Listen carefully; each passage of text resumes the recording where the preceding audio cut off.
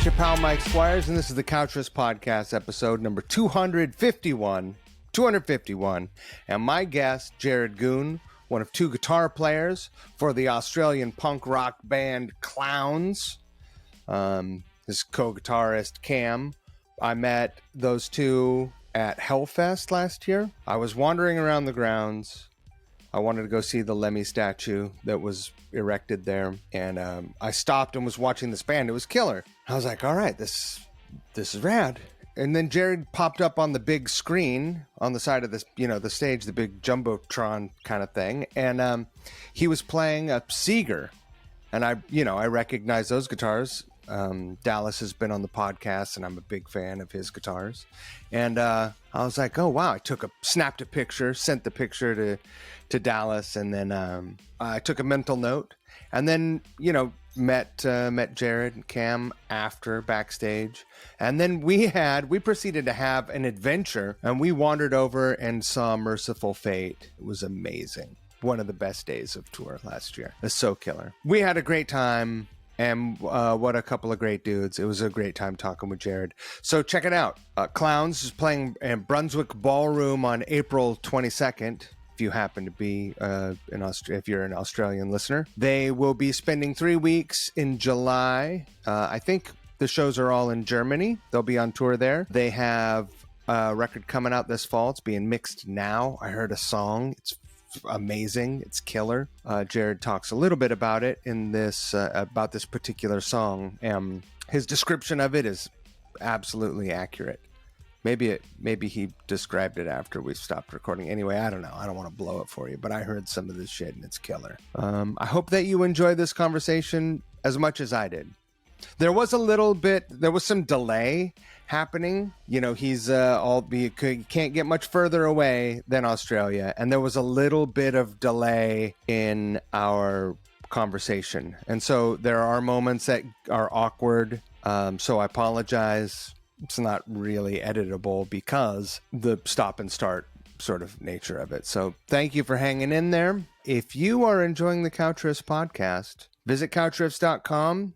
There's a link to our store. There's t-shirts, hats. You can buy number 2 record. We have a Patreon, patreon.com/couchriffs. That's the only place where you can download the cover songs that Couchriffs produces. Patreon support is what keeps this thing going, and I really, really appreciate all of the support that we get here. So thank you very, very much. I'd also like to thank a couple people. I'd like to thank, first of all, Variety Coffee Roasters in Brooklyn, New York. Variety Coffee Roasters is a boutique roaster. They have a number of cafes in Brooklyn and Manhattan. If you are not in the New York area, in the metropolitan area, go to varietycoffeeroasters.com. Order their coffee online. I drink it I just drank more. It's the afternoon now. I just drank some more. It's fucking delicious. What can I say? If you don't like running out of coffee, click their subscribe button. They will send you as much coffee as you want. You can tailor what they send you based on the flavors that you enjoy in your coffee. It's fucking wonderful. Variety Coffee Roasters, at Variety Coffee Roasters on Instagram. Follow them. They have great merch also. I appreciate your support. You guys are amazing. Thank you. I would also like to thank the Middleton Hair Company. That's my man, Shane Middleton. You can find his products over at thecutby.com. I got my haircut on tour from Shane. Shane is the bass player from one of my favorite bands, Loudermilk, under-celebrated band in the history of rock. He's got The Cut there in Hollywood, and he's got some hair care products, the Middleton Hair Company. I'm using his shampoo. I'm using his conditioner. I'm using his motion lotion, which is like a leave-in conditioner, and his holding paste. It's incredible. It smells great. It's hair products that smells like I want to smell. I feel comfortable putting it on. I don't know what else to say. I actually use it. Yeah, you can count on that for anything that I talk about on here. It's going to be something that I am into. So go check it out. Get yourself some. Get a haircut over there, you hairy bastards. That's it. Listen. Don't forget the golden rule. Treat people the way you want to be treated. Just don't be a dick. Like that. Now, and just like that, we are magically communicating. Here we are.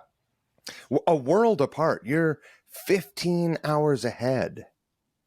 Yeah. So hello from the future. It's tomorrow over here. It's yesterday over there.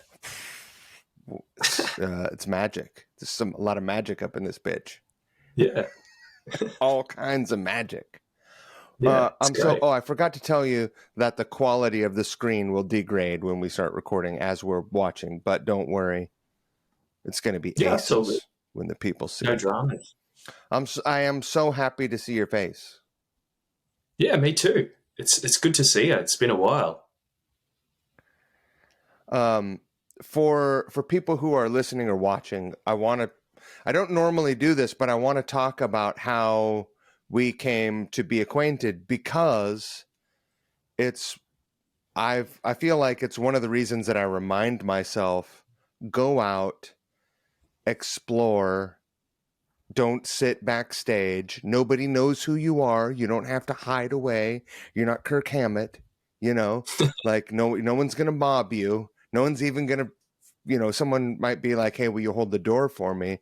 And which I would happily.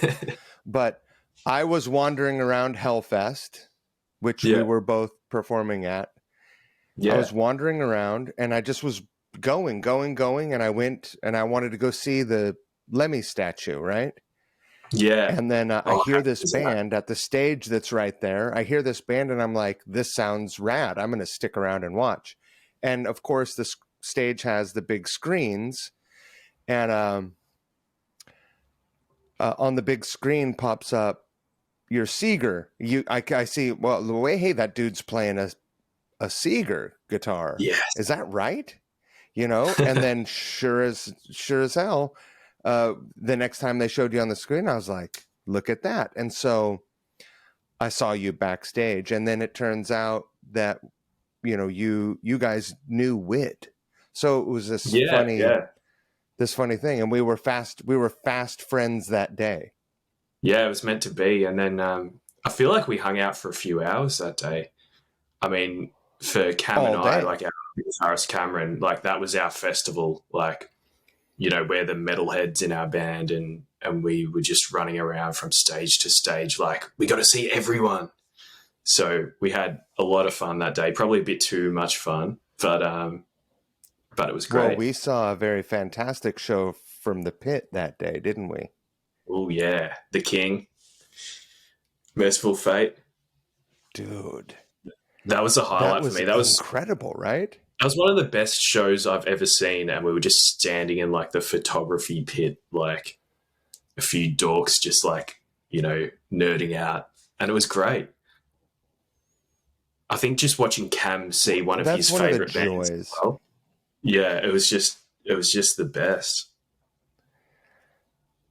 That day I also ate lunch with the singer of Napalm Death, which I was just quietly excited, certainly wasn't like gushing at him, but I'm just like, dude, I've seen your band live 12 times, and yeah, that's awesome. I saw those guys walking around to him. I was just like, and hi, yeah. It's so funny. Have you guys done a lot of festivals?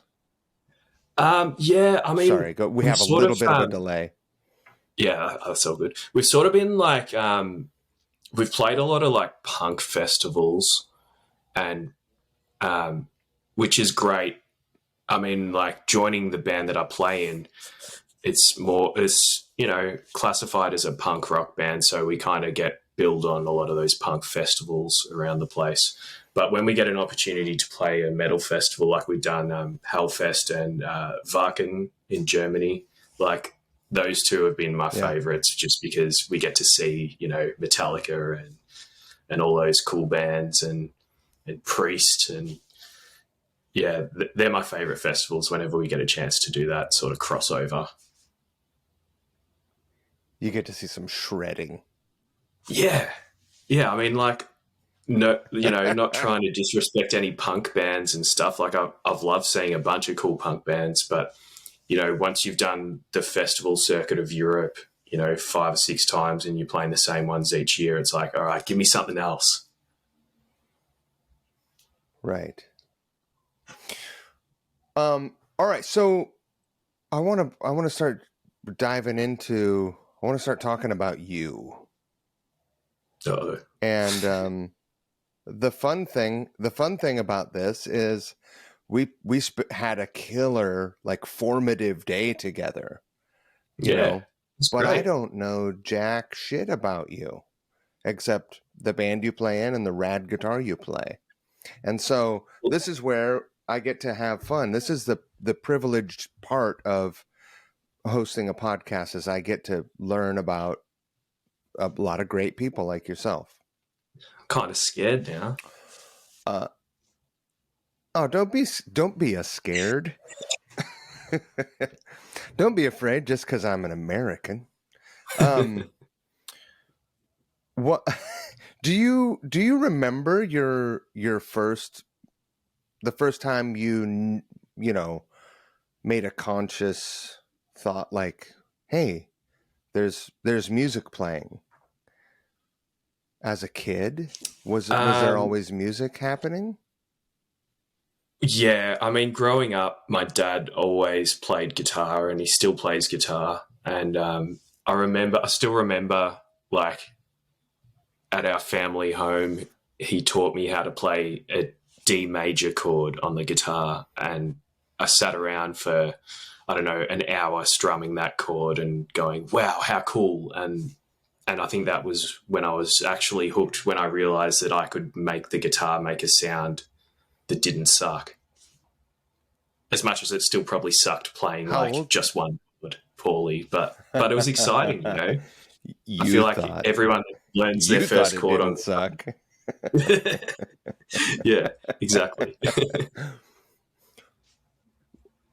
uh how old was that? I was probably about 8 or 9, maybe. Wow. And what was your dad into? What kind of music was he listening to and picking on the guitar? I feel like Dad. He grew up, you know, around our house. We'd always have music like Tommy Emmanuel. Are you familiar with him? Um, Sure. Great Australian guitarist that basically makes me want to quit playing guitar every time I listen to him. The greatest guitarist in the world, arguably. Yeah, yeah. So we'd have like Tommy Emmanuel. Dad listened to a lot of Clapton as well. You know, all that sort of 70s stuff, like Cat Stevens as well. We'd always have that Tea for the Tillerman record on, and I love that um, record, yeah. yeah, yeah. So lots of good stuff.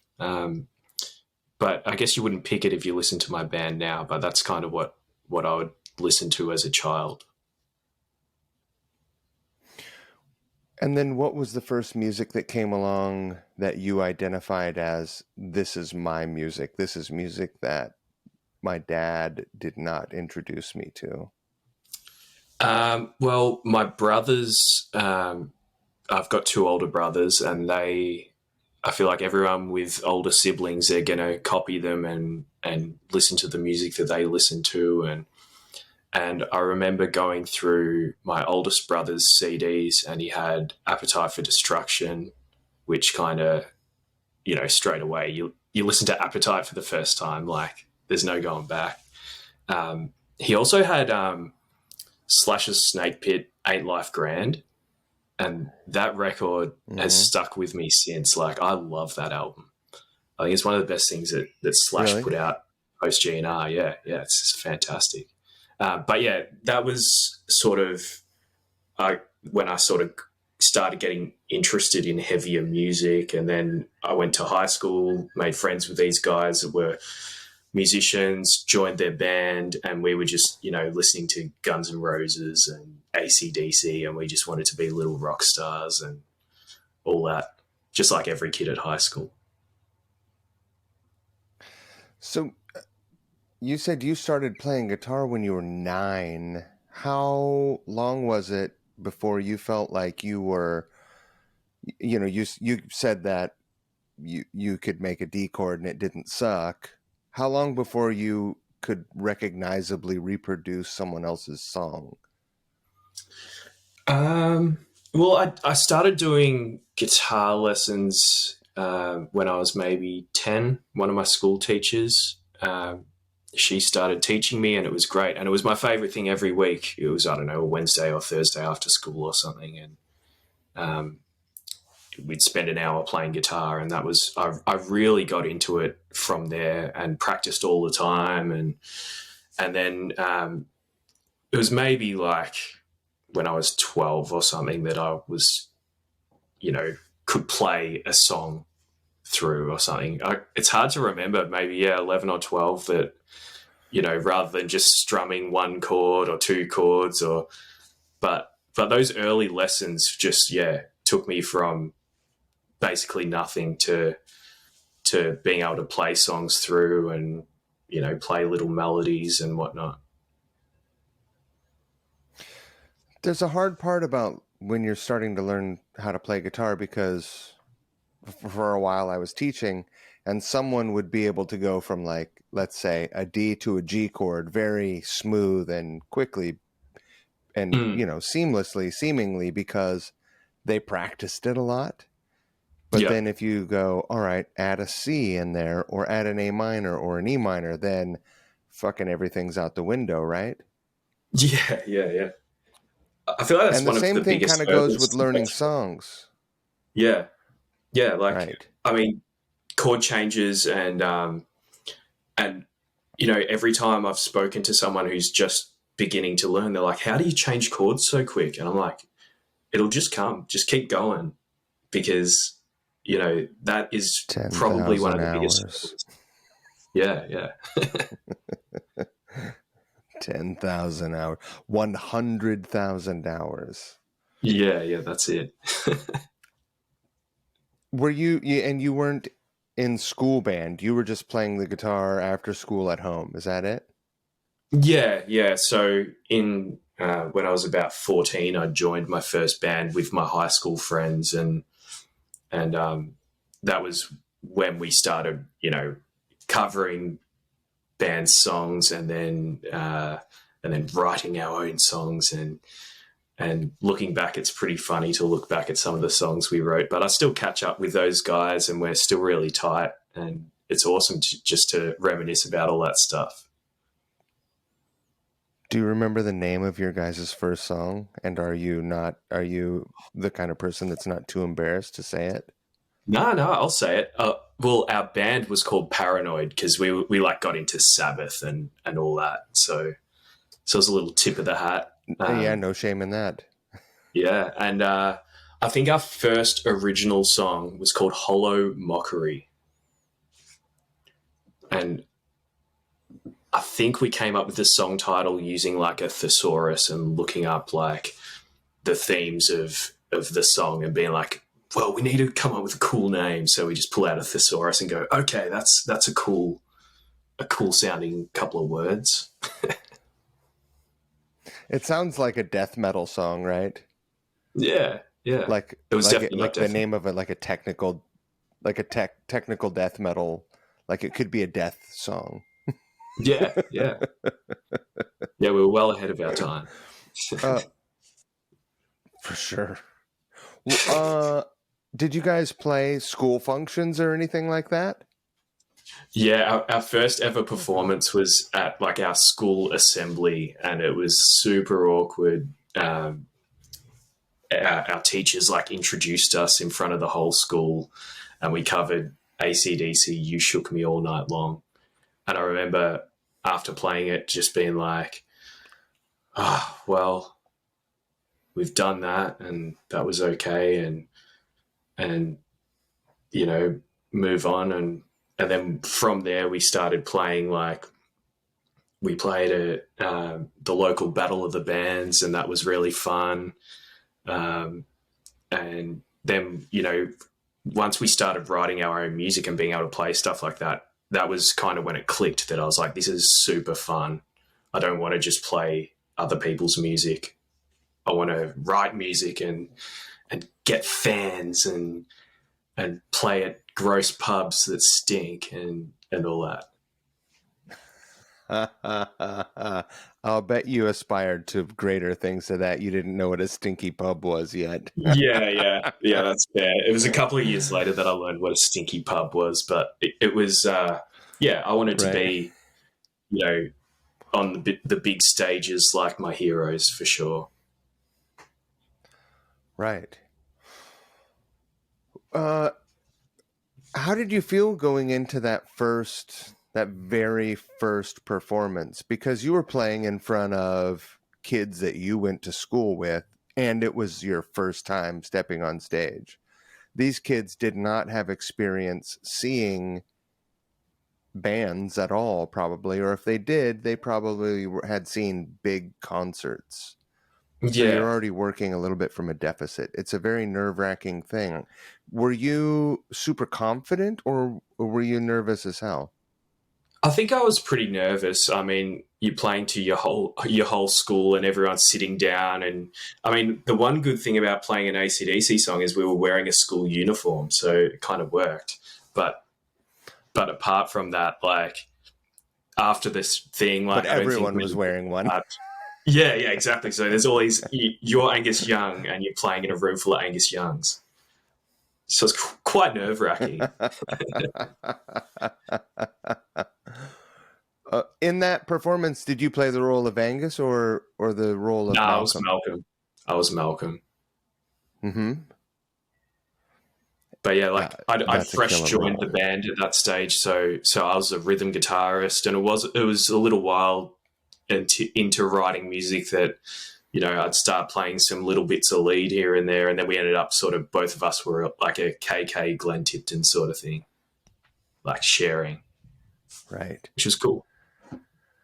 Um, it's funny there are even though there are two guitar players in Guns N' Roses at any given time in any of the various lineups, even in the classic lineup, there's not a lot of harmonizing. The way that those guitars interplay is more like an Aerosmith kind of way, right? Yeah. Sort of. You got your one holding the rhythms, and then you got Slash like. Which is funny because Slash is like you know, he's a glam rock fan. Like he likes Yeah, that stuff. yeah, yeah. It's interesting. Like I saw a The picture first that time you I heard posted that of he you. auditioned for Poison, Oh yeah, I heard about that. Yeah, I almost shit myself. I'm so I glad he about didn't play lost guitar it. for Poison. Me too. I couldn't imagine him with a pretty haircut and makeup. Although, I'm sure he could be attractive on the cover of uh Look What the Cat Dragged In, but Yeah, just they're all pretty wouldn't hot have on been that the cover. same. Yeah. CC's pretty Super great on hot. that cover. They're But I super mean, hot in a very like vivid yeah, I think vivid triple X sort of way. yeah, early Guns photos you'd see like they'd be wearing makeup and stuff, and I think Slash scrubbed up pretty well. It's tough. It's tough being a Yeah, I performer, can't imagine what trying it would to have been like trying in to those days.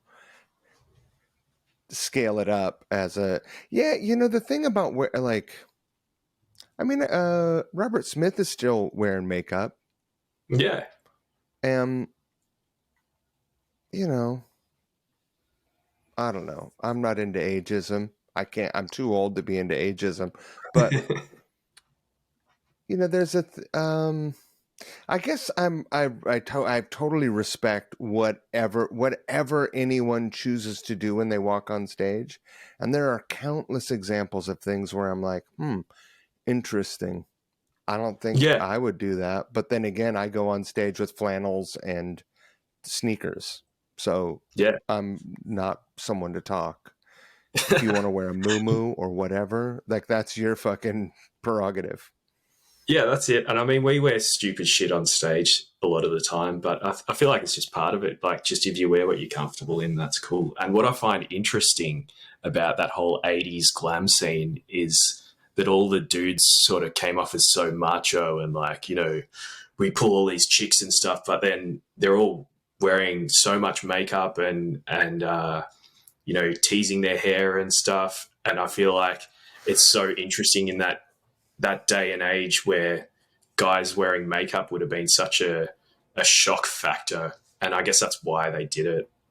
But the whole macho but wearing makeup thing must have been such like a crazy thing back then. Well, macho and also a bit sexist too. Not like a bit, yeah. And not, it's like, we're having to deal with drag shows being outlawed here in America. Oh, they're trying to do that here too. Yeah. It's fucked. Really?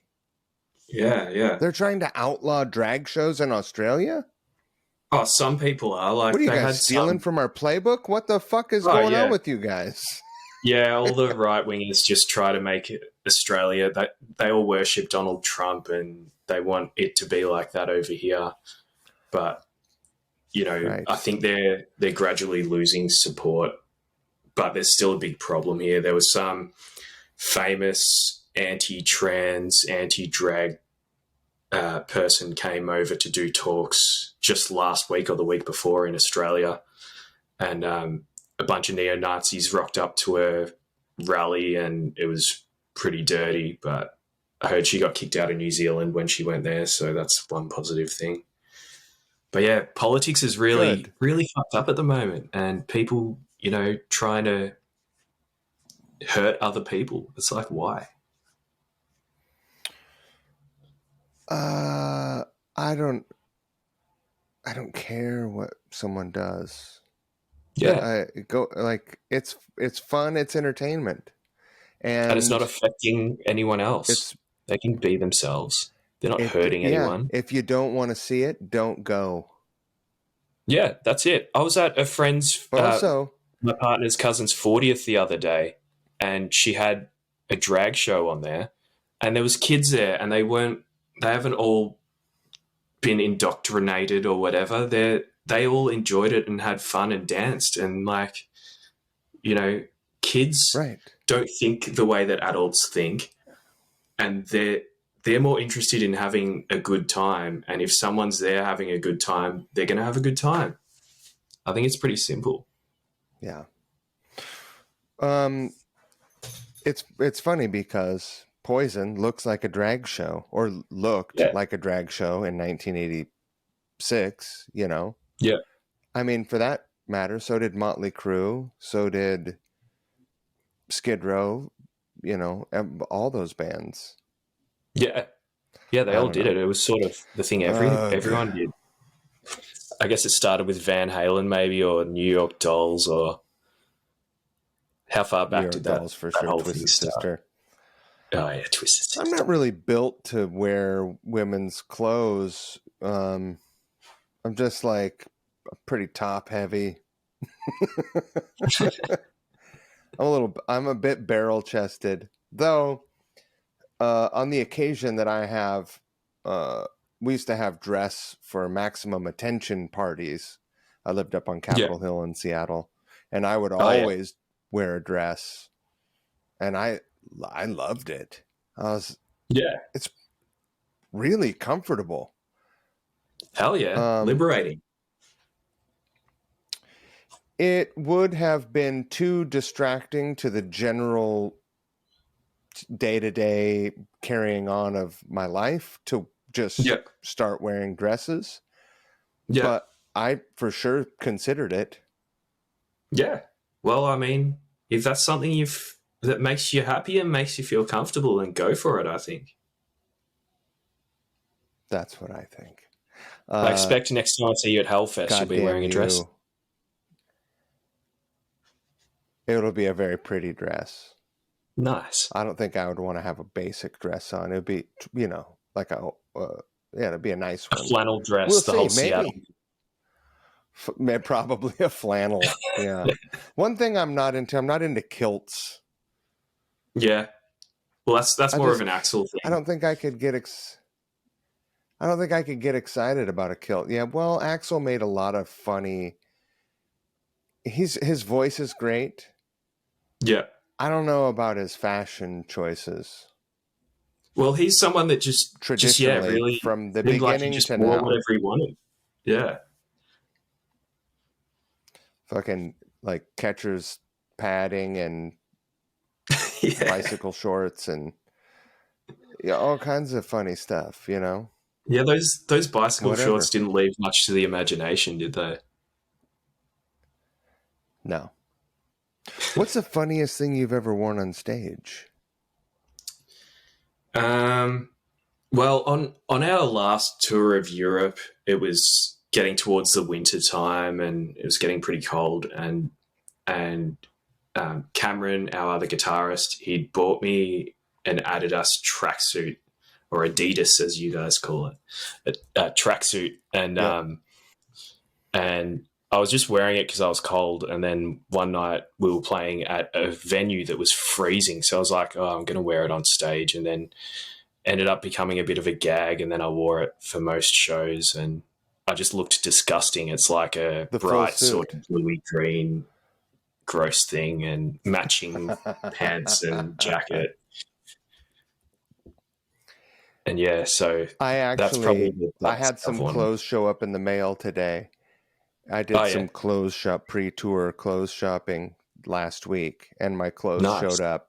I ordered a size small flannel. I'm so disappointed, but when I was shopping, I did consider ordering an Adidas tracksuit. Yeah, do it. It's Even if comfortable. it's just for well, I've owned a number of them. I used to have a velour, a white, all white, white on white with white stripes, uh, Oh yeah, velour Adidas tracksuit that I wore on Sundays with a pair of white shell toes, and that I just wore it on Sunday, yeah, every nice. Sunday, all day. Awesome. And it's classy. It's a classy way to go on about your day. And I Yeah. thought that would be a nice bus outfit or backstage and bus outfit. Oh, definitely. There's nothing better than being comfortable backstage when you see like, I don't know, a black metal band that's got all their makeup and their uncomfortable looking spikes everywhere, and it's like, man, I'm wearing my tracksuit. Yeah, feeling great. Yeah. That's one of the fun things is seeing all the props that those like the adventure metal bands have. Oh yeah. I got some Yeah. I got some great pictures of me holding like a giant hammer. I don't remember what the name of the band was, but they have like this, they have like goblins Like a that come Thor's on hammer. stage and stuff. Yeah. Awesome. I don't know. It was a giant hammer though. It was so awesome. I feel like the kings of all that like um props and stuff would have to be Gua. oh, of course. Yeah. Like I remember meeting Do you them think that you backstage. could Oh, sorry, go on. no go? I was saying, I remember meeting those guys backstage at Riot Fest in Chicago one year, and I got a photo. One of them has like the big cow's udder with penises as the teats. Yeah. So I got a nice photo milking the cow.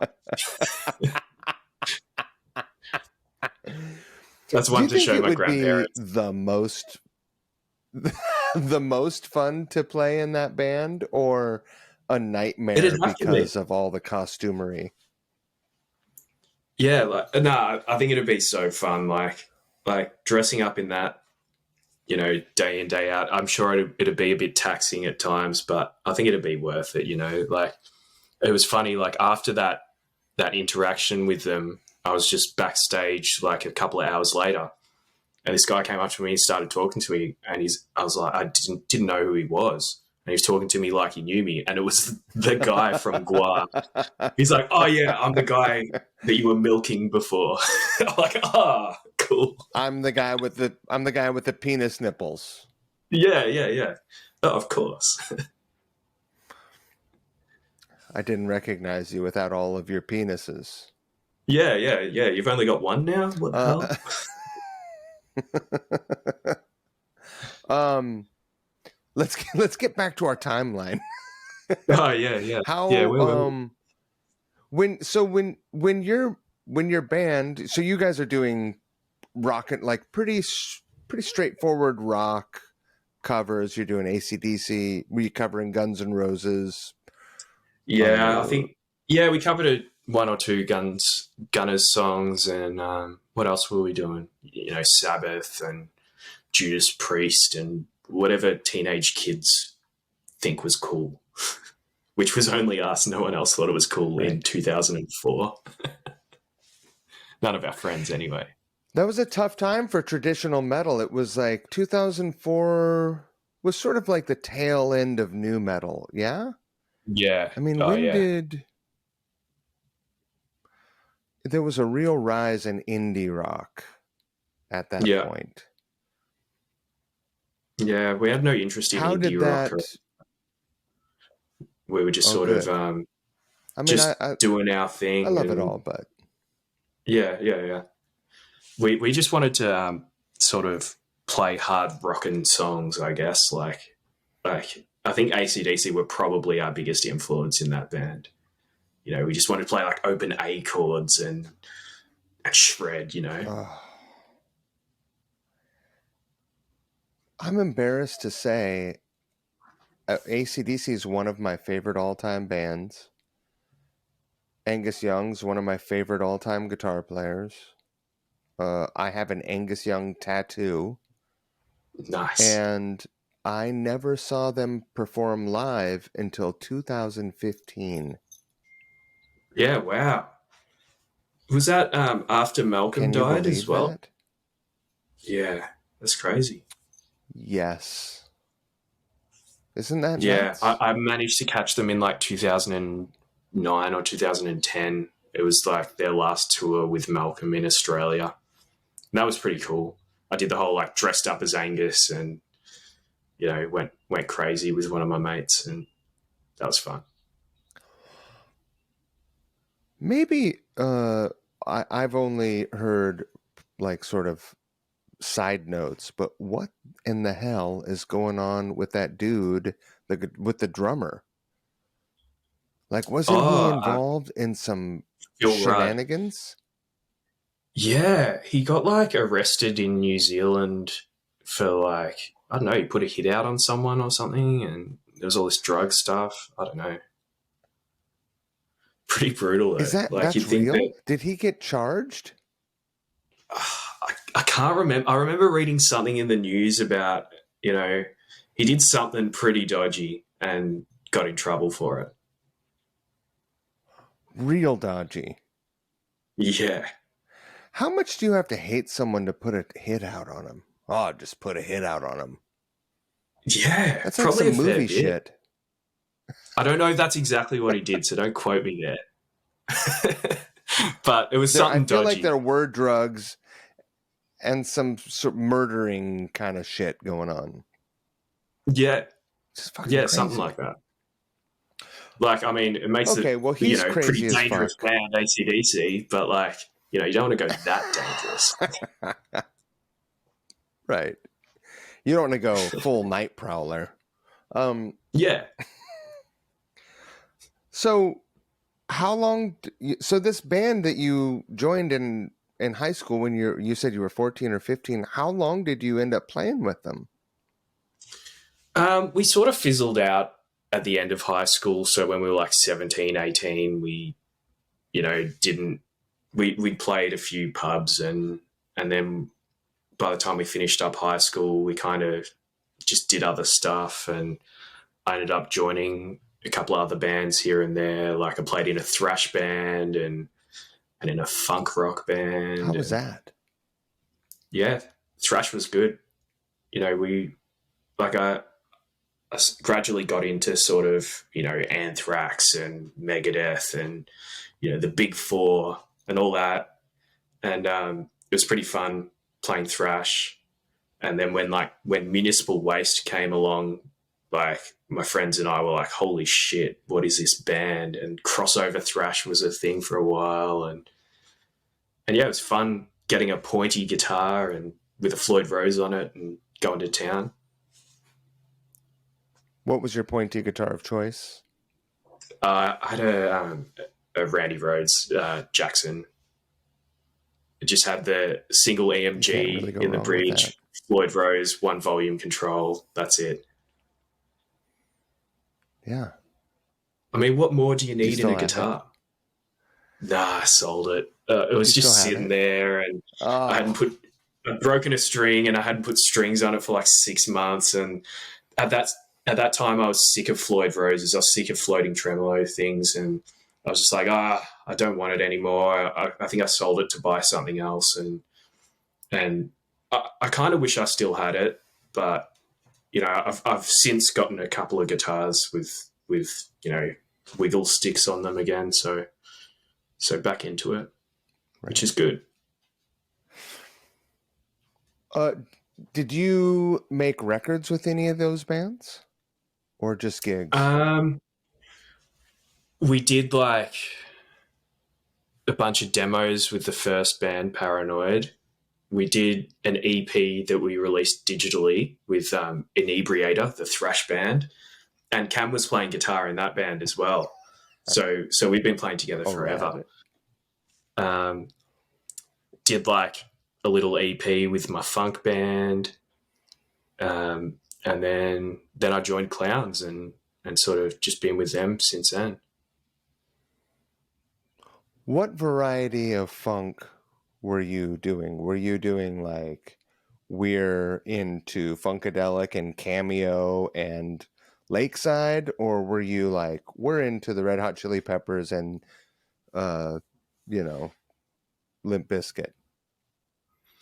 Uh, Certainly not Limp Bizkit. I feel like one of the bands that really got me into sort of funky stuff was like I got into Living Color, and I kind of Sure. really worshipped that band for a while, and I still, to a degree, really I listen to them all the time. I love them, but also some of that early stuff like Funkadelic and all that, like the the group of us, the four of us, we just sort of threw in all these influences. Um, I mean, some of the music was pretty. I mean, you'd say pretty dated and not a contemporary cool sound or anything. Like we were just playing what we like to listen to, basically. But we had a lot Right. of fun doing it, and we got back together. I think it was last year, and played a gig, and it was so fun. We kind of want to do it again. It's just finding the time. What was that band called?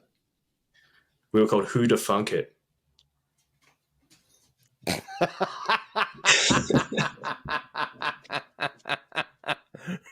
I'm going to send you some of our songs. I'll send you a CD. I wish you would. I wish you Yeah, I will. would. I I will. I love the funk. I Yeah, love the funk. And so yeah. what It's year do you join Clowns? 2015. So at that time, the So band only had they'd one. been around for a couple years? Yeah, like maybe 4 years or something. Um, 5 years Uh-huh. or yeah, maybe five. But at that time, the band had probably had 5 or 6 guitarists, and their guitarist that had been in the band for a few years, he'd quit, and I was actually going to one of their shows. They were playing. Have you heard of a band called The Shrine? I think they're from LA. Pretty cool band. Yes. Well, they were touring Yes. Australia, and Clowns was opening for them, and I went to the show, and Clowns had to pull out because the guitarist had left, and I was talking to the bass player at the time because he still went to the show, and I was like, "Hey, do you need a guitar player?" And he's like, "Well, yeah." And then I kind of saw the opportunity because those guys had spent a few years really sort of cutting their teeth and touring, and I'd never toured in a band before, so I was like, "Oh, here's an opportunity. Maybe I can go on tour with a band." And then I kind of started jamming with them. They were in the middle of a tour, had a fill-in guy, and then I took over and started touring, and yeah, that's it. I was stuck and had to keep touring, and here I am. Fantastic. So I have some naive American questions for you, because I've Yeah, I've go been on. to Australia once, Yeah. and it was the Soundwave tour, right? Oh, yeah. Um, and you fly to the East Coast. I don't remember where. I don't even remember the layout of the cities. That's how ignorant I am. But you It's a do like big a little place. smiley face along the coast. It's Yeah. fucking giant, and there's no driving between the cities. It's flying, period. Right? I At mean, least for that if tour. if you're in on a shoestring budget, then there's lots of driving. Like we've done the drive from Melbourne to Sydney and back. I couldn't tell you how many times, and then like Sydney to Brisbane, and we've done plenty of tours where it's almost all been driving, except for maybe Perth and going to Tasmania. But yeah, it's How far are those it can be pretty drives? boring. Melbourne How to far are the Sydney, drives between? in like yeah, Melbourne to Sydney would be about 10 hours or something like that. So we'd get up at 5 in the morning and get in the van and go, so that we could have breaks along the way and get there and load in and sound check and play. But by the time you get there, and as long as there's a cold beer waiting for you at the other end, it's all worth it. I mean, yeah, yeah. So the geography of Australia is that there aren't any small towns or no college towns in between the big towns to play. I mean, there are some smaller towns, but I guess population wise, it's we're not as densely populated. So if you're trying to play anywhere outside the capitals, it's hard to be able to pull a decent crowd. Um, and we've done plenty in some of the surrounding towns, like outside of Sydney. There's Newcastle or Wollongong, or we go to Ballarat, which is near Melbourne sometimes. I live in Frankston, which is about an hour out of Melbourne, and there's a bit of a scene going on here. Um, but Hmm. yeah, in terms of there's the major cities, and then the other ones are quite different. It's not like going to Europe where you can drive for an hour and you're in another city and you can play another show to heaps of people.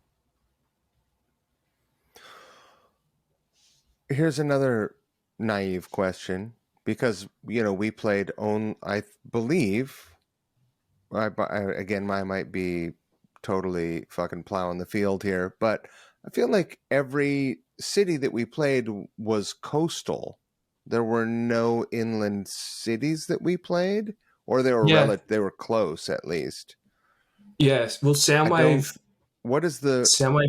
It was maybe 5 dates or something for Soundwave. It would have probably been Brisbane, Sydney, Melbourne, Adelaide, and Perth. I think Fuck. they're all coastal. I'm gonna do a shameful thing right now, and I'm gonna pull up a map, like a Which band were you like a playing with at that shameful. Soundwave? Oh, with Duff McKagan's Loaded. Oh yeah, sweet. It was the year that Metallica headlined. So it was like Metallica and Anthrax and Slayer. That was the one year that I didn't go, because I was like, why didn't I see Loaded then? Because like I had like a CD of your guys like that I bought, and I listened to it a fair bit. I mean, once I got into Guns, all of their side projects was like I had to get everything, but that must have been pretty cool playing with stuff. Like, I'm pretty jealous. Super fun. Yeah, of course. Okay, so yeah, Is we he as started cool a in guy in Brisbane. as he comes across? Oh yeah, Brisbane. He's great. He's a Yeah, super killer dude. that's And awesome. remains a friend. Yeah, Brisbane, Cool. Sydney, Melbourne, Adelaide, those are all coastal towns, and then Perth, Yeah. and I feel like where is Adelaide? I thought that we went back to Adelaide. Where is Bon Scott's memorial and grave? That's near Perth in Fremantle. Yeah, okay. So I did that whole thing that every rocker Every does man when has they to go to go. his grave and his statue. Yeah, it's awesome. Went to his grave and to that statue in that harbor. Yeah. Um, yeah. I mean, if I lived in Perth and I wanted to meet my favorite band when they were in town, I would just float around that statue. Like, they're going to go there. There's no chance they're Right. not going to go there. So outside of those cities, where I mean, like, are there cities inland in Yeah, that there's part of? places like I've visited right in the center of Australia before, Alice Springs, and that's sort of Mhm. in the desert. Um, there's but most of the major cities, yeah, they're all coastal, and then you've got Hobart and Right. Tasmania, which is the island south of Melbourne, I guess, um, and that's kind of cool. But yeah, most of There's a the band the that's from there that was like making some waves, right? from Hobart. A, he- Um, a heavy band from Tasmania. oh, I should know Who is this. that? There's a really cool band from Tassie called Tarot. They're kind of heavy. They're kind of like Uriah Heep heavy, I wonder if like 70s heavy. right. I'm I sure wonder I've if that's forgotten who it was. some really big band I that I remember didn't know hearing was. this band and just thinking, how in the fuck do you even manage to make that band into a business? Like, it just seems like such a Oh, massive hurdle, and you have to. It feels like such a grander commitment than anything I've ever had to do. It's just 100%. it's Like amazing to me what people like having to the fly to lengths. every show like that. I mean, unless they're playing in Tassie, but yeah, a lot of bands that start out in Tassie will move up to Melbourne because you've just got a lot more opportunities up here for touring and everything. Right. So you see you see this opening in Clowns and you're like, hey, what about me? Yeah, I got you. yeah, I'm able-bodied. Were you said you spoke to the bass player? Were you guys friendly? Did you know them? yeah. I'd known those guys for a few years, and I started seeing them basically when they first started playing. I'd gone to school with the bass player and befriended the other guys and yeah, so I've still got like their first T-shirt they ever had printed. Like I bought one of them. I still got it somewhere, and it's funny like to think of seeing them at like a local pub. They were playing in the basement and tiny show, and bought their T-shirt, and then years later ended up playing and touring with them. It's pretty cool. That's awesome. Uh, were you nervous? I mean, how much material did you have to learn? And were you nervous the first time you got on stage with them, or were you confident enough in your abilities and in just like your dynamic with those guys that you felt at home?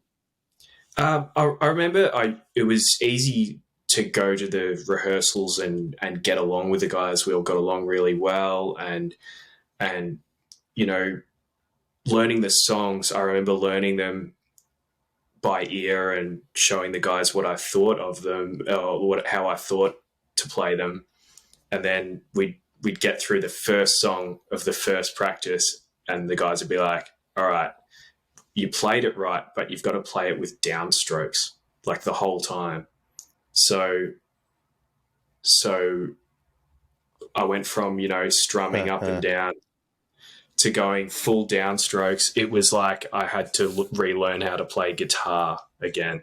I wasn't used to, constant downstrokes, but it's part of the sound, and it made me realize that, it actually does make a big difference to the sound. And then, so nowadays, like playing, I'm just so used to it. It did take me a while though, and if we go a while between tours and I'm not practicing enough, the first few shows I get pretty sore from all those downstrokes. But I remember I was like, okay, this band is more serious than any band I've been in before, because they care about the way that I play the songs and about them being played the right way, rather than being like, hey, pick up a guitar, learn the songs, off we go.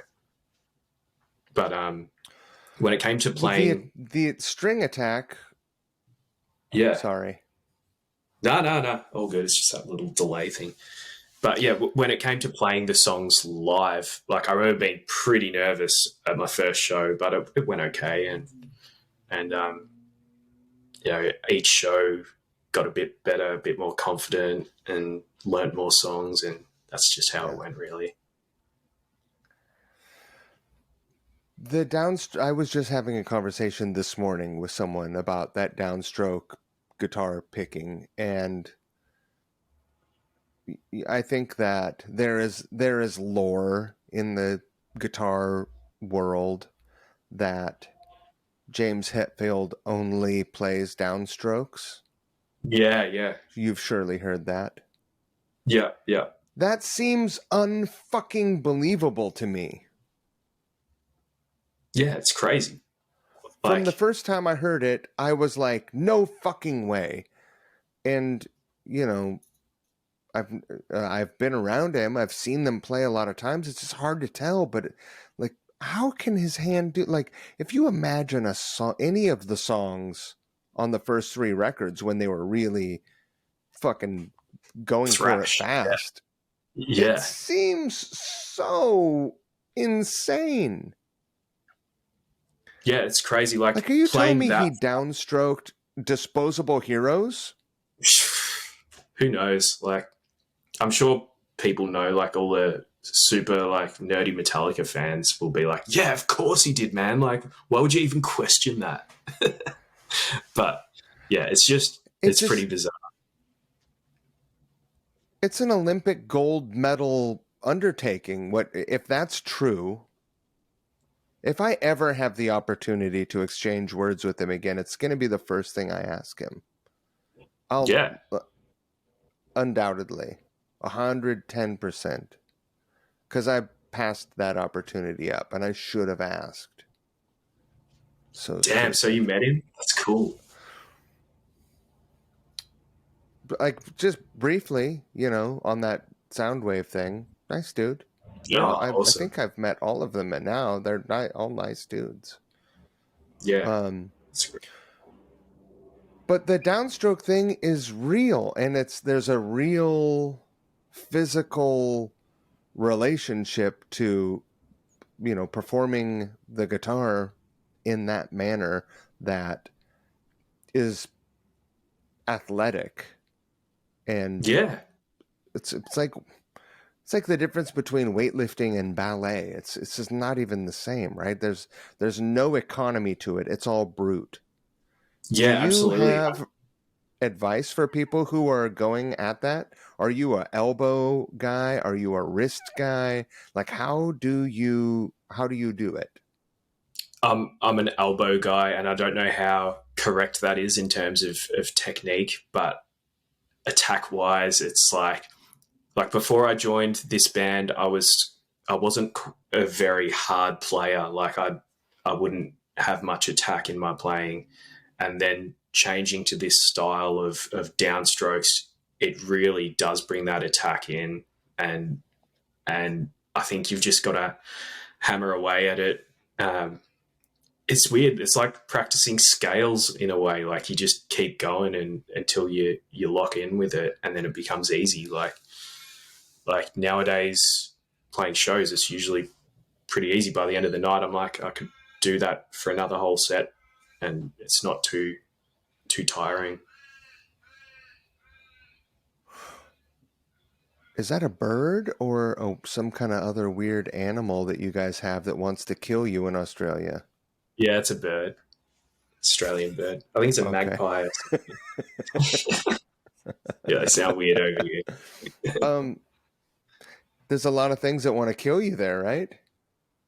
Yeah, I mean, we get plenty of spiders in this house, and Ooh, we don't get many snakes down this way, but yeah, there's lots of spiders around, and I mean, up north, like around Brisbane and north of there, that's where you get bigger spiders, and way up north, there's like crocodiles and all that scary stuff. no, no, But at the end not of the day, having all it. these animals are more scared of you than you are of them. So they're usually just trying to get away from you. Which is why they will kill you.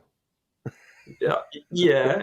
If you go and pick them up and try to poke them. Yeah. Um, do you when you are practicing, getting ready for tour, do you practice to a metronome with your downstricking, or do you play along to the record, or do you only practice with the band? Basically, only with the band. I mean, unless we're writing new material, then I'll obviously sit at home and write. But when it comes to playing our songs that are already written and recorded or practicing them, it's just when we're all together. We'll just have a few Yeah. jams before a tour.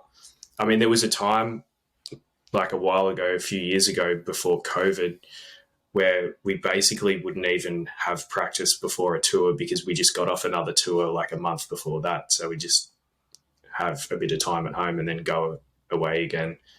But, since COVID, we sort of realized how badly we were burning the candle at both ends and how unsustainable it was to be constantly touring and we were shaving years off our lives just by sitting in a van all day every day and then being at a venue all night, getting 4 hours sleep and then doing it again, and eating shit food all the time.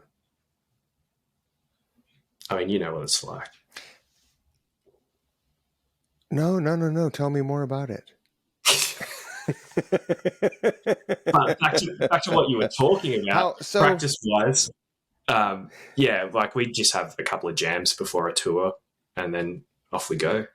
Yeah.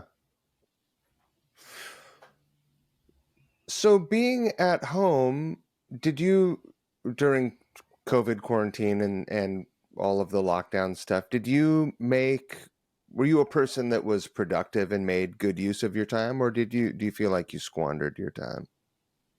Well, I was lucky enough to be able to work through all of COVID because my work outside Okay. of playing music is in freight, and that was considered an essential service. So I was going to work 5 days a week, and it was busier than I'd ever been. So when it came to weekends, I was quite happy to stay at home during the lockdown stuff because I was so tired. I was just like, all right, I'll stay home for 2 days and then I'll go back to work and do 12 hours a day. And then the next weekend I'll stay home the whole time. But I did take the opportunity to learn some skills in recording music at home. I think a lot of people did that. Um, and I was just, demoing stuff. Like I didn't want to record, high production stuff. I just wanted to be able to record demos and, program drums and record all the other instruments just to show the guys and be like, all right, I've written this song. Let's have a listen. Let's jam it when we're allowed outside the house. And and yeah, I tried to be productive. Like there was plenty of times where I'd sit there on Zoom with my friends and drink cocktails all night and just do nothing, play video games. But I think everyone had to do that too. I mean, what was it like for you? Did you have Pretty many weird lockdowns? time.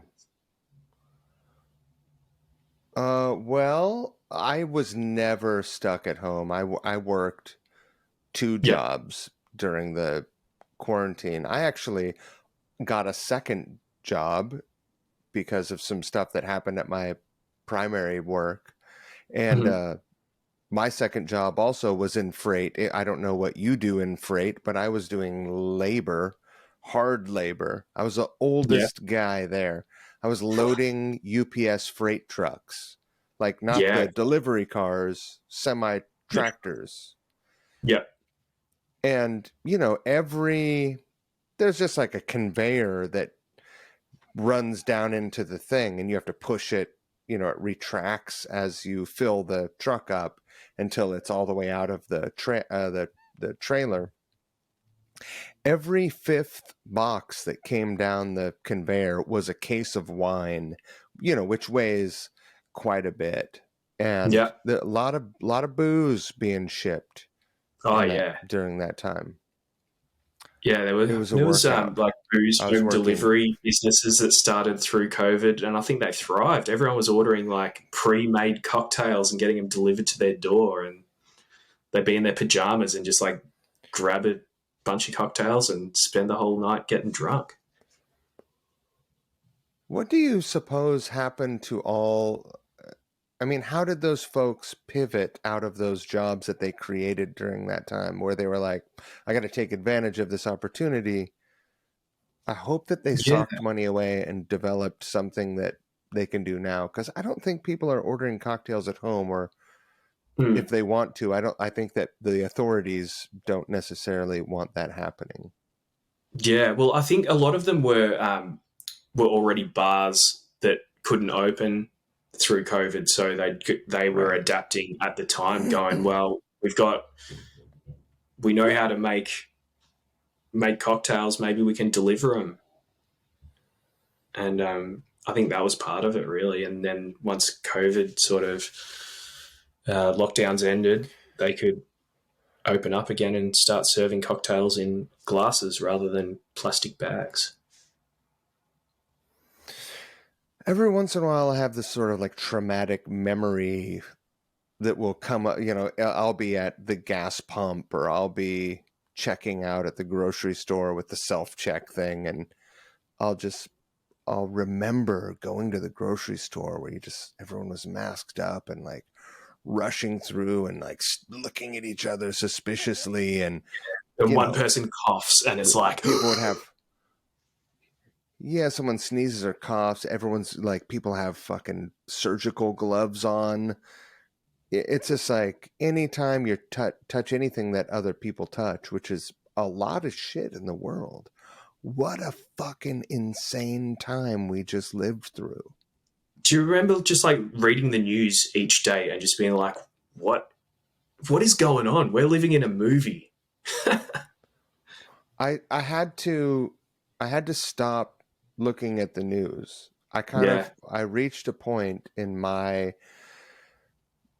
ability to process it where I was like, I'm gonna wear a mask, and if it gets me and kills me, fuck it.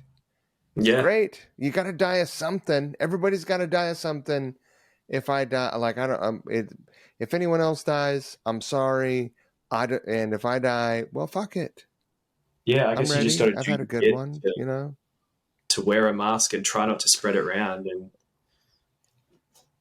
I just that's all you can couldn't do. watch the news because it was already, everyone was already struggling and having a tough time, regardless of, what your political view on everything. It was just like, it was it was it was a departure of normal life for everyone, no matter how much people participated. And you Absolutely. know for Yeah. sure for sure here, people participated in a lot of weird ways. Yeah, yeah. I feel like I started following US politics a fair bit through all of that. Oh, I guess from when Trump got in, it was just like that was when the news started going like, oh my god, how is this guy a president? And then through COVID, we had a dickhead prime minister over here. England, they had their fucking dickhead prime minister over there. I feel like all three of those countries were coming together and just coming up with the worst ideas to beat COVID or just to ignore Just COVID. like a Or three-headed like, bell end. yeah, exactly. What the fuck? And Yeah. you know, I love and trust governments as much as they love and trust me. Not Yeah. a whole lot. No, I'm not, you know,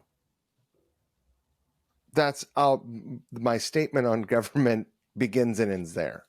Yeah. Yeah. Um, but if you're going to have a fake ass motherfucker up there, I at least want him to be charming. Yeah. Like if you're going to have a puppet, if you're going to have a puppet, you want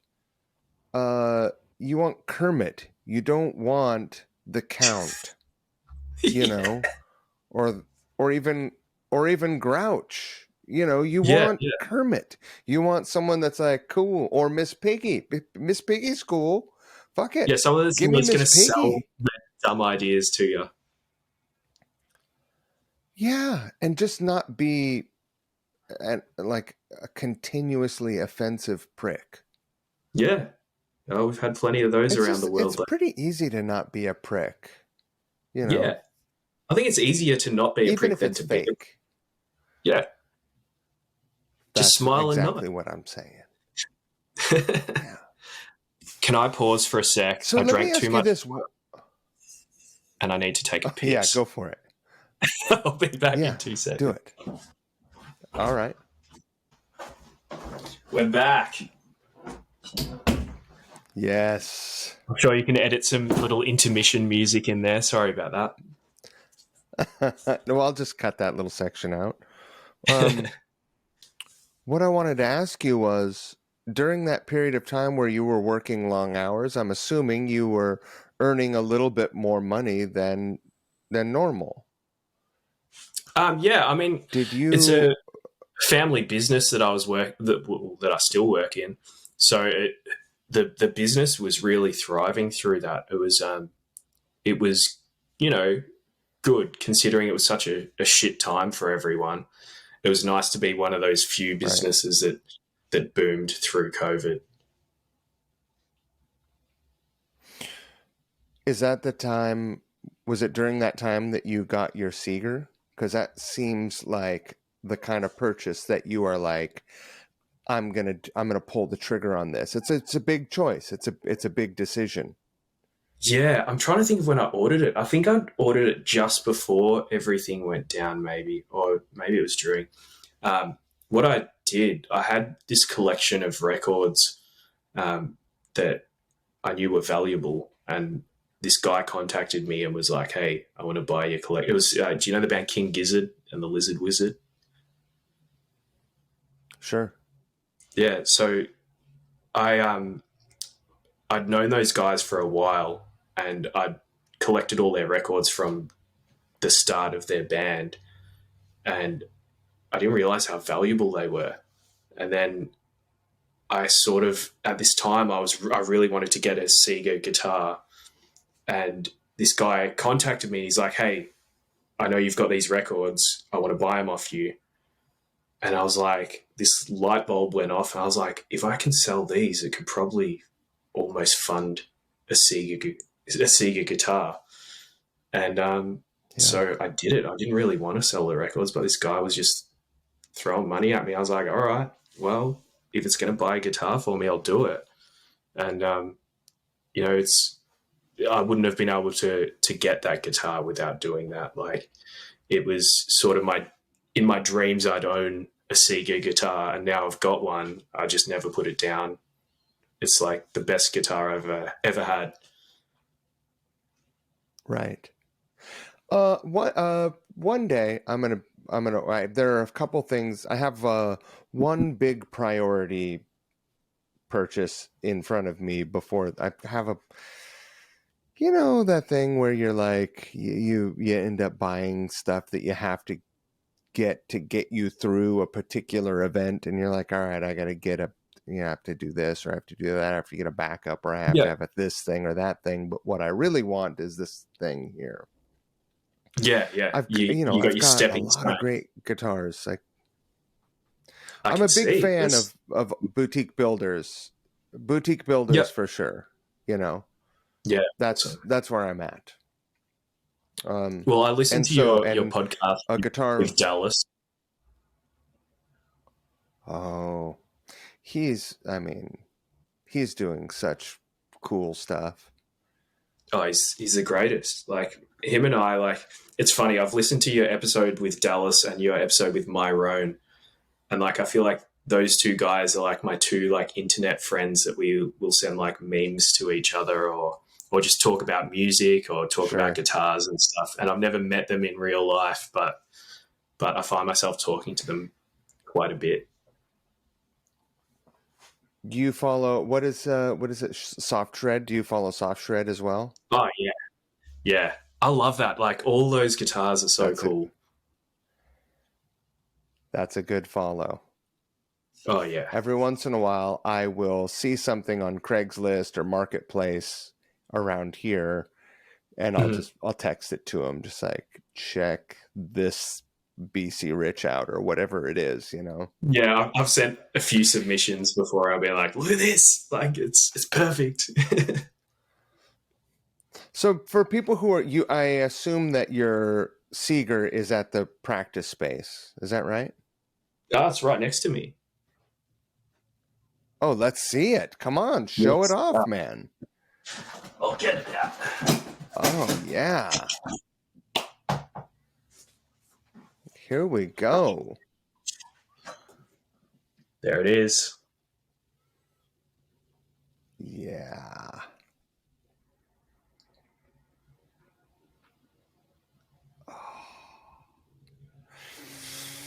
And check out this binding. He binding around the inlays. I don't know if you can see it on the video, but Whoa, whoa. Yeah, that's handsome. yeah. So That's Dallas handsome. was so awesome to work with. Like, you got to get one. It's the best decision I ever made. And I mean, the neck on this, I wasn't used to playing chunky necks, but it didn't take long to get used to. And now when I pick up like a I do slim love it. 60s neck, it's like, oh man, I'm going to break the guitar in half. I'm so used to playing this thing now. Right.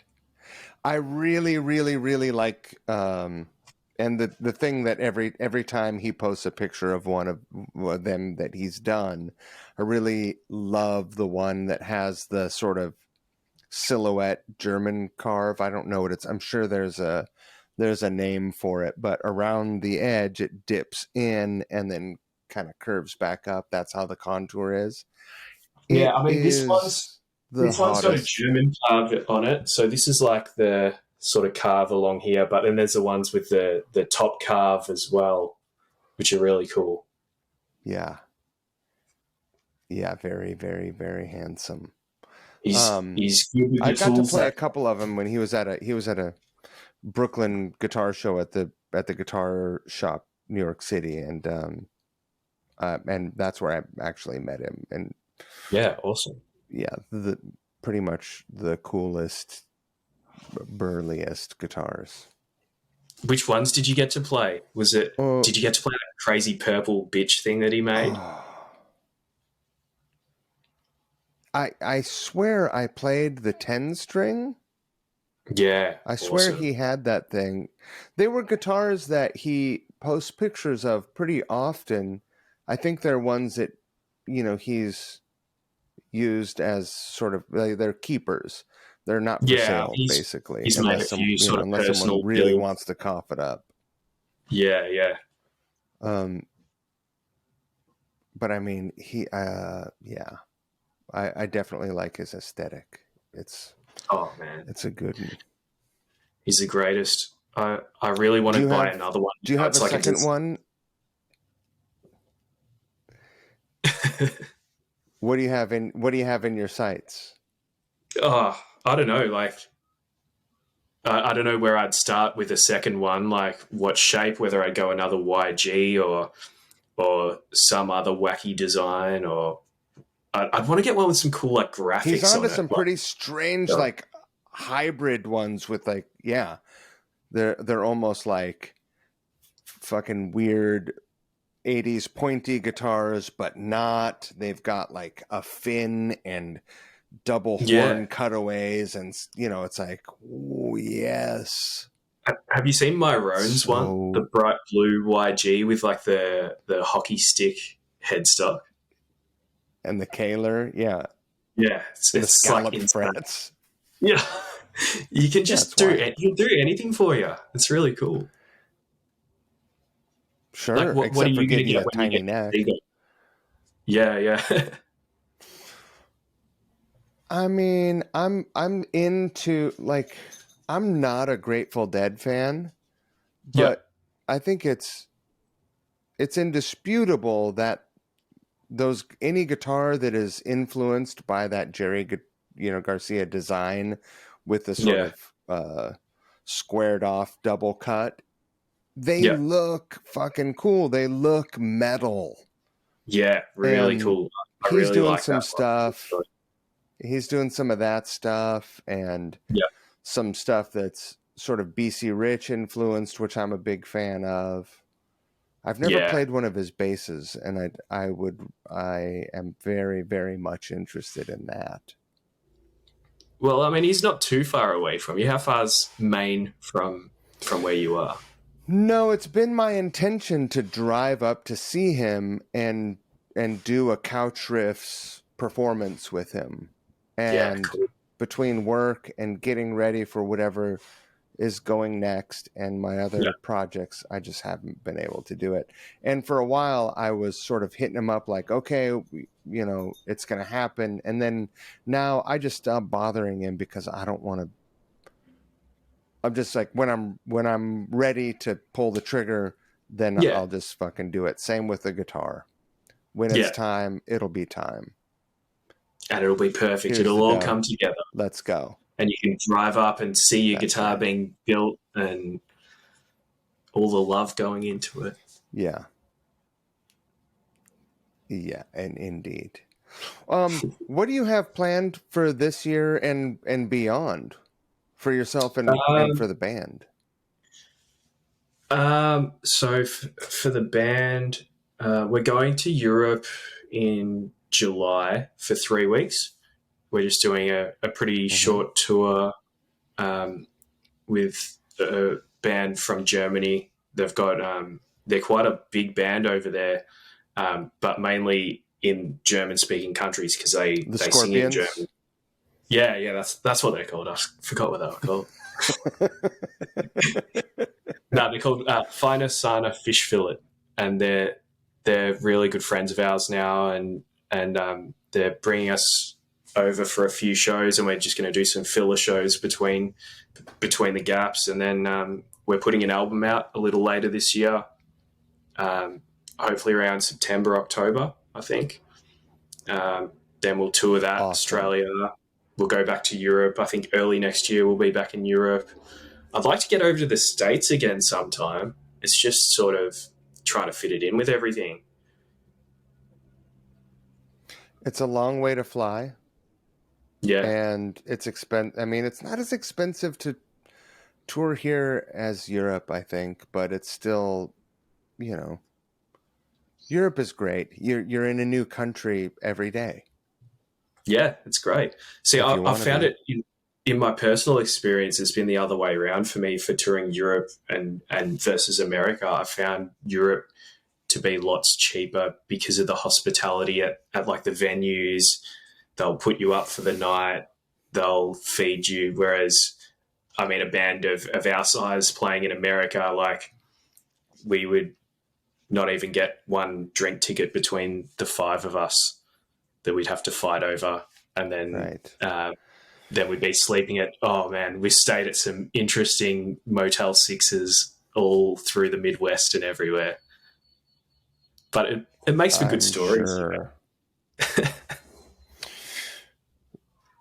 I was blown away the first time I went to Europe and saw that so many clubs had lodging, like Yeah, bunks or whatever, places for the bands to stay. And it's great, they, isn't it? cooked, they cooked dinner for you. And it was like, you actually really met and ate with the people who were running the club or, yeah, I was just Yeah, like, it was unthinkable to me as an American who had played clubs for years and been treated, such that Yeah. I've never ever forgotten about it. And, every summer there's that part of me that's like, I wonder if I could move to Europe. How could I move to Europe? Yeah, yeah. Because there's always those summer tours that are just the best, and we go. I think we've been every summer since we started going there, except for the COVID years. We always do the summer. We usually go twice a year, and I think that's why we keep going back, just because everyone's so lovely. It's comfortable.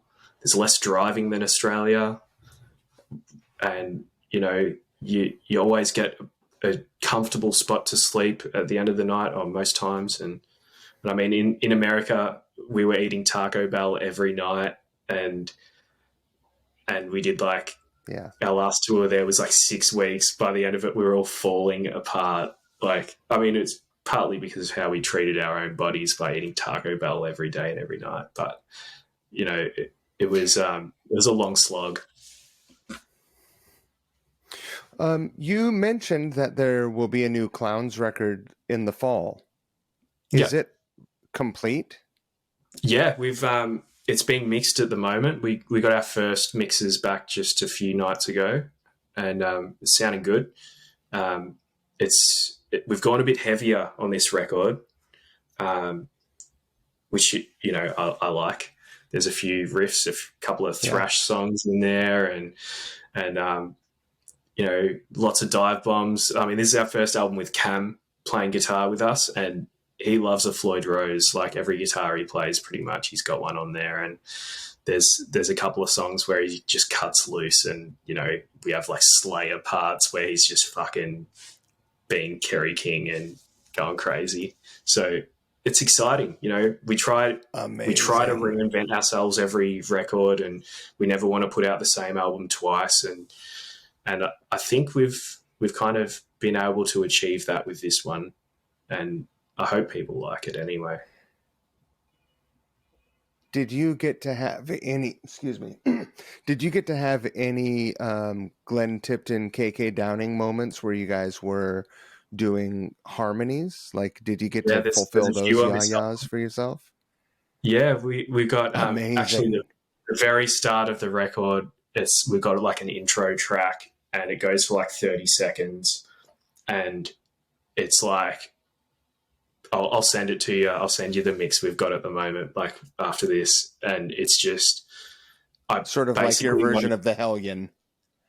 Exactly. I was just about to say that. I basically wanted to write a Hellion for this, and we I came up with this kind of idea, and then Stevie, our singer, was like, "Oh, I got this idea with piano, so it's got some piano, it's got bloody guitars, dueling harmonies, and it's got some cool samples in there as well, some synth. It's just over the top. That's kind of what we want to do with this album, and we got some artwork to match with it that's just fucking stupid, the most ridiculous album art we've ever had by a long shot, and I just can't wait to release it all. Awesome. I cannot wait to hear this. Do you know when the first single will come? I think maybe in maybe the next 6 weeks or something. We were thinking in May. Leading up to the July stuff in Europe. Yeah. So we'll hopefully release a few singles in the lead up to the album coming out. We kind of want to have a few come out before the record finally comes out. So yeah, we just got to fight over which ones we want to put out. Amazing. That's all super exciting. I'm happy to hear that. I hope you guys get to the States. I'm going to check your tour dates because I'll be there with Ugly Kid Joe in Europe. Yeah. The end of July and the first week or two of August. And we're doing only a handful of festivals. So And we've got days off, so if there's any opportunity of crossover where I can come and see you guys, I absolutely will. Yeah, I'll send you our dates. Like, I don't think they're all locked in at the moment, but I'll send you the dates we've got, and hopefully we can cross paths and hang out and reminisce about King Diamond and all that good stuff. I mean, your boy had that King Diamond tattoo in the middle of his chest. Yeah. He's a real fan. He's a capital letters fan. Oh, yeah. Yeah, he's that's why, like, seeing Merciful Fate, like, with you and with Cam, like, watching that band was just the best thing ever. Because being in Australia, there's a lot of bands that have never and will never come to Australia. And I feel like our chance to see Merciful Fate, like, tour Australia, I think it's highly unlikely that they come out here. I mean, I'll probably check Facebook or Instagram after this call and they'll have announced a tour, but you know what I'm saying. I think they were making a record that was going to come out this year, right? Well, yeah, they played like a new song at Hellfest. They were like, "Oh, this is a new song." That sounded cool. Everything they do is cool. That's what they do. They do cool, right? I remember being backstage, hanging out with you after their show, and Cam and I were just chatting to you, and you were like, "There they are, go and talk to them," and you like pushed us into like meeting them. Like, we met a couple of the guys because we were like, "Oh, I don't want to fucking be that guy," but you were like, "Do it. You just have to do it." Nice. Yeah, they were lovely and so nice. Yeah. I can't remember. Did he show his little tattoo, or did he keep it covered? Kept it here. Yeah, I don't think I would let Angus see my tattoo. Depends where it is.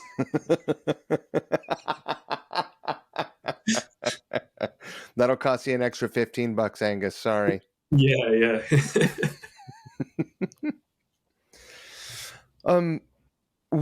So we're just about at the end here.